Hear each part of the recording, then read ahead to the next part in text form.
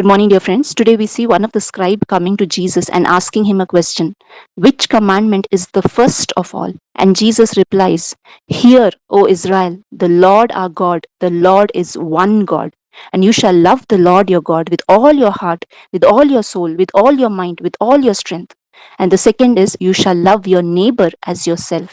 And there is no other commandment greater than these. And the scribe understands this and he says, You are right, teacher. There's nothing greater than these. And he says, This is much more important than all burnt offerings and sacrifices. And when Jesus saw that he answered wisely, he said, You are not far from the kingdom of God. Yes, my dear friends, we see that the scribe understood what is the greatest commandment. Today, have we understood what is the greatest commandment? Jesus says, Hear, O Israel. Today, he's calling out to all of us to hear to him.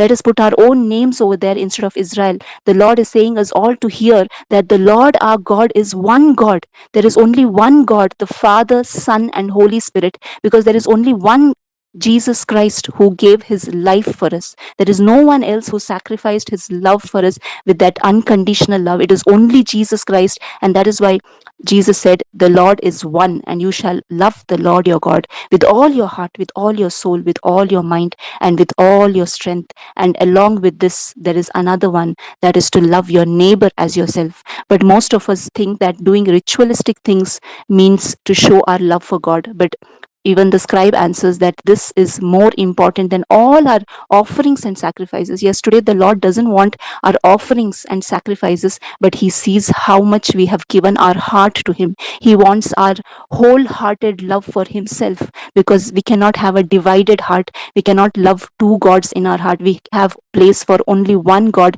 because he is the one who sacrificed his life for us, and therefore we need to give ourselves entirely to him.